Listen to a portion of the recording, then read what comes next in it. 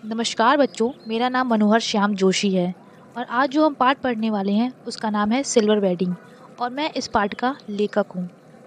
इस पाठ को मैंने एक परंपरा मानने वाले व्यक्ति के ऊपर लिखा है जो समाज के बदलावों को अपनाना नहीं चाहता है। बदलते समय के साथ समाज में हो रहे बदलावों को वह अपनाना नहीं चाहता है, जिसके कारण उसकी घर वालों के साथ भी नहीं बनती है तथा वह उनसे कट कट कर रहता है। इस कहानी के कुछ मुख्य पात्र ये रहे।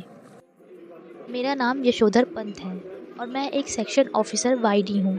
मैं इस कहानी का मेन कैरेक्टर हूँ। मैं पुराने रीति रिवाजों को मानने वाला व्यक्ति हूँ और समाज के अनुसार चलने में मैं विश्वास नहीं रखता हूँ। समाज के बदलाव को मैं स्वीकार करने में असमर्थ हूँ। मैं पुरानी परंपराओं से जुड़े रहने में विश्वास रखता हूँ, जिसके कारण मैं अपने परिवार से भी थोड़ा दूर दूर सा रहता हूँ। मैं यशोधर पंत की बीवी हूँ और मुझे समाज में हो रहे बदलावों के अनुसार चलना पसंद है। मुझे लगता है समय के साथ हो रहे बदलावों को हमें स्वीकार करना चाहिए और अपने अंदर भी बदलाव लाना चाहिए। मैं यशोधर जी का सबसे बड़ा बेटा हूँ। मैं एक प्रमुख विज्ञापन संस्था में नौकरी करता हूँ। मैं यशोधर जी का दूसरा बेटा हूँ और मैं आईएएस की तैयारी कर रहा हूँ। यशोधर जी का मैं तीसरा बेटा हूँ। स्कॉलरशिप लेने के बाद मैं अमेरिका चला आया। मैं यशोधर जी की एक लौती बेटी हूँ और मेरे लिए रोज़ रिश्ते आते हैं और रोज़ मैं उन्हें ठुकरा देती हूँ और बात बात पर मैं उन्हें अमेरिका जाने की धमकी देती हूँ क्योंकि मुझे डॉक्टरी की आगे की पढ़ाई अमेरिका से करनी है। मेरा नाम कृष्णानंद पांडे है। यशोधर मुझे प्यार से किशन दा बुलाता है। उसके जीवन में मेरी बहुत अहमियत है। मैं एक साधारण सा जीवन जीने वाला व्यक्ति हूँ। मैं परंपराओं को बहुत महत्व देता हूँ। यशोधर ने यह सारी चीज़ें मुझसे ही सीखी हैं। मेरे जीते जी भी वह मेरे नियमों का पालन करता था और मेरे जाने के बाद भी वह मेरे सभी बनाए नियमों का बहुत अच्छे से पालन करता है। ऑफिस का काम खत्म करने के बाद यशोधर जी ऑफिस की घड़ी में देखते हैं तो 5 बज रहे थे, परंतु उनकी घड़ी में 5:30 हो रहे थे। तो उन्होंने अपनी घड़ी को सही माना क्योंकि उन्होंने रेडियो से टाइम सेट किया था और बाकी सभी कर्मचारियों को देखते हैं और कहते हैं, तुम्हारी तरह क्या तुम्हारी घड़ी भी आलसी हो गई है? सीधे असिस्टेंट ग्रेड में आए एक लड़के जिसका नाम चड्ढा था, उसने आधुनिक सी पोशाक पहन रखी थी जो कि यशोधर जी को बिल्कुल पसंद नहीं आती है और वह यशोधर जी से कहता है कि आपकी घड़ी का क्या हाल है। वह थोड़ा बदतमीज सा था तो यशोधर जी उसे अनदेखा कर देते हैं। फिर वह कहते हैं सही चल रही है, पर फिर भी उसने बेशर्मी से उनका हाथ पकड़ लिया और कहा कि या तो बहुत पुरानी है, इसलिए जापानी घड़ी ले लो। फिर उसने बताया तस्करी वाली घड़ी सस्ती मिल जाती है। अरे बड़े भाऊ, आपकी घड़ी का क्या हाल है? सही वक्त देती है, ठीक चल रही है, मिनट टू मिनट करेक्ट चलती है। क्या बड़े भाऊ, बाबा आदम खां के जमाने की घड़ी ले रखी है, आप तो एक डिजिटल सी ले लो, कोई जापानी, स्मगल सस्ती मिल जाएगी। यह घड़ी मुझे मेरी शादी में मिली थी। हम पुरानी चाल के, हमारी घड़ी पुरानी चाल की। अरे यही बहुत है, अब तक राइट टाइम चल रही है। क्यों, कैसी रही? इस तरह नहले पर दहला जवाब देते हुए एक हाथ आगे बढ़ा देने की परंपरा थी और दूसरा सुनने वाला व्यक्ति हाथों पर ताली मारता था और दोनों हाथ मिलाकर ठहाके मारकर हंसने लगते थे। रैमजे स्कूल अल्मोड़ा, जहाँ से कभी यशोधर बाबू ने मैट्रिक की परीक्षा पास की थी। ऐसी ही परंपरा किशन दा के क्वार्टर में भी थी, जहाँ रोजी रोटी की तलाश में आए यशोधर पंत नामक एक मैट्रिक पास बालक को शरण मिली थी। किशन दा कुंवारे थे और पहाड़ से आए हुए कितने ही बालक को उन्होंने शरण दी थी। यशोधर बाबू जिस समय दिल्ली आए थे, उनकी उम्र सरकारी नौकरी करने के लिए बहुत कम थी। कोशिश करने पर भी बॉय सर्विस में वह नहीं लगाए जा सके। तब किशन दा ने ही उन्हें मेस का रसोइया बनाकर रख लिया था। यही नहीं, उन्होंने यशोधर को 50 रुपये उधार भी दिए थे कि वह अपने लिए कुछ नए कपड़े बनवा सके और गाँव में पैसा भी भिजवा सके। बाद में इन्हीं किशन दा ने अपने ही नीचे नौकरी दिलवाई थी और दफ्तर जीवन में मार्गदर्शन भी किया था। चलिए अब आगे देखते हैं कि आगे क्या हुआ। अरे बड़े भाऊ, आप किन ख्यालों में खो गए? मैं पूछ रहा था कि आपकी शादी कब हुई थी? Now let me see. I was married on 6th February 1947. मैंने फौरन निसाब लगाया और चहक कर बोला, many many happy returns of the day.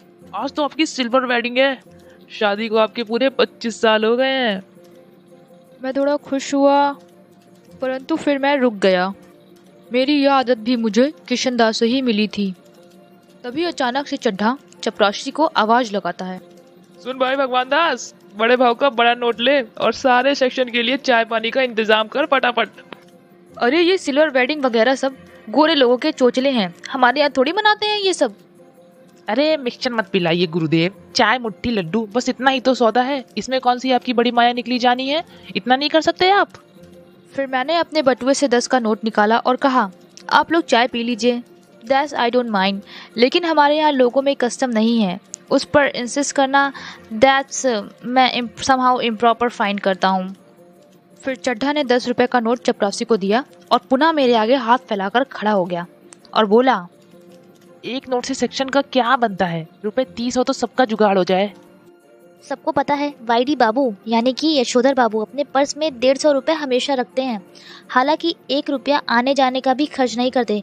Way goal market से सेक्रेटेरिएट तक पैदल ही आते जाते हैं। पहले साइकिल पर आते जाते थे, परंतु अब उनके बच्चे साइकिल पसंद नहीं करते तथा स्कूटर पर आना जाना उन्हें असहज लगता है। कार को रख नहीं सकते, इसलिए पैदल आते जाते हैं। इन्होंने 2 10 के नोट और निकाल कर रख दिए, परंतु खुद किशन दा के नियमों का पालन करते हुए वहां से चले गए। अब यशोधर जी किशन दा की तरह हर रोज बिरला मंदिर जाते हैं तथा उद्यान में बैठकर भगवान के प्रवचन सुनते हैं। बच्चों को या बुढ़े जैसी बातें पसंद नहीं आती हैं, परंतु उन्हें इस बात की कोई परवाह नहीं है। यहाँ से आते जाते वक्त वे परिजनों से भी मिल लेते हैं तथा सब्जियाँ खरीद लेते हैं। इस प्रकार वे 8 बजे से पहले घर कभी नहीं पहुँचते। एक दिन रास्ते में आते समय यशोधर जी की नज़र एक मेहाते पर पड़ती है, जहाँ पहले किशन दा का क्वार्टर था। अब वह 6 मंजिला भवन बन रहा था। सारा गोल मार्केट छेद तोड़कर ऊंची ऊंची इमारतें बनाई जा रही थी, जो यशोधर को अच्छा नहीं लगता। वे इस गम में कुछ देर वहाँ रुकते हैं, क्योंकि उन्हें सही गलत का पता नहीं होता। इन्हें इंड्यूस, लक्ष्मी नगर, पंडारा रोड आदि नई बस्तियों में पद अनुसार कई बार डीडी टाइप क्वार्टर मिलने की खबर आई, परंतु पंत को इनकार था। वे गोल मार्केट में जब उनका घर टूटने का नंबर आया, तब उन्होंने वहीं पे दूसरा ले लिया। इनकी पत्नी ने पूछा, यह भी टूट जाएगा तब क्या होगा? पत्नी ने मुस्कुराते हुए किशन दा की तरह कहा कि या तो उसी वक्त पता चलेगा। दरअसल सच्चाई यह है कि पिछले कई वर्षों से मेरी पत्नी और मेरे बच्चों से छोटी छोटी बातों पर मतभेद होने लगा है। इसी वजह से मैं घर जल्दी लौटना पसंद नहीं करता।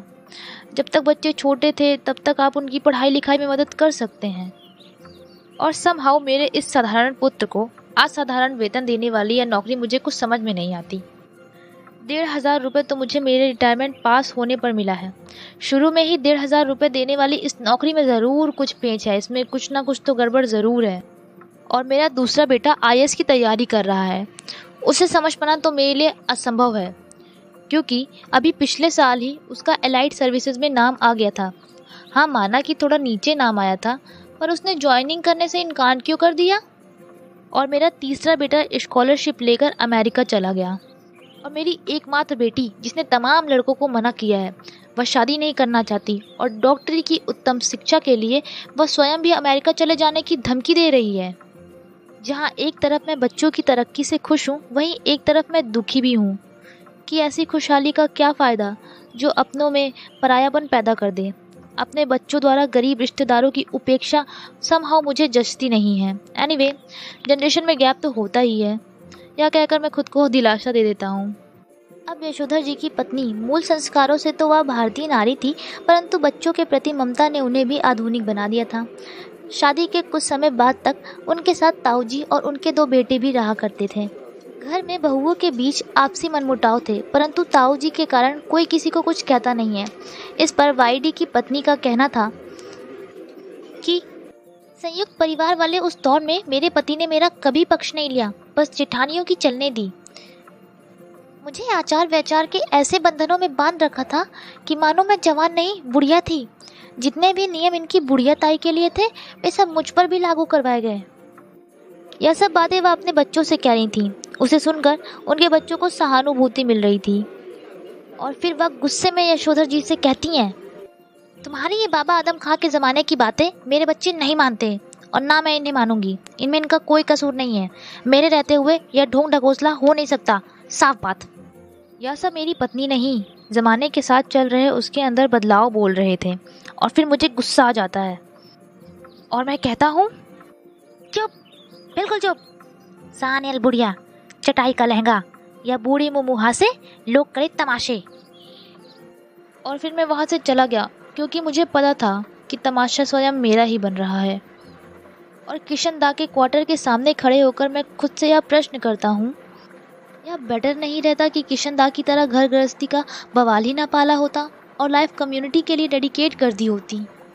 फिर ध्यान आया कि किशन दा का बुढ़ापा सही नहीं गुजरा। किशन दा के सभी साथियों ने अपने निवास स्थान बनवाए थे, उन्होंने कभी ध्यान ही नहीं दिया। रिटायर होने के 6 महीने बाद उनके द्वारा उपकरित लोगों, जिनका उन्होंने साथ दिया था, जिनकी उन्होंने मदद की थी, उन्होंने भी उन्हें अपने पास नहीं रखा। मैं खुद शादीशुदा था, इसलिए उन्हें अपने साथ नहीं रख सका। कुछ दिन वह किराए के घर में रहे और उसके बाद वह अपने घर वापस लौट गए। उनकी पेंशन अच्छी थी, उन्हें कोई बीमारी नहीं थी, परंतु पता नहीं कैसे उनकी मृत्यु हो जाती है। जब उनके एक नज़दीकी व्यक्ति से मैंने उनकी मौत का कारण पूछा तो उसने कहा पता नहीं, अर्थात जिसका परिवार ना हो उसके बारे में लोग मौत का भी गम नहीं करते, चाहे वह कितना ही परोपकारी, सदाचारी और भला इंसान हो।